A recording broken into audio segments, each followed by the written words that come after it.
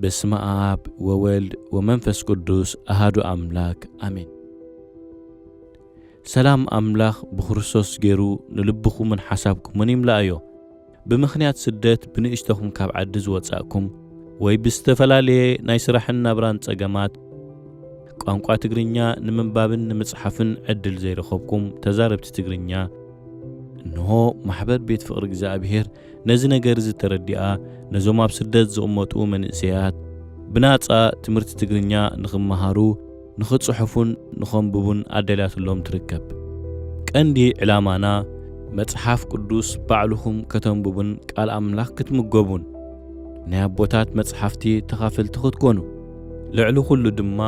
ኣብ ቤተ ክርስቲያን ምስ ምእመናን ሓቢርኩም ክትጽልዩን ክትዝምሩን ንምሕጋዝ እዩ ነዚ በረኸት እዚ ንምክፋል በዛ ኣብ ታሕቲ ዘሎ ሊንክ ናይ ወሳብ ኣቲኹም ተመዝገቡ ሰላም ኣምላኽ ምስ ኩላትኩም ይኹን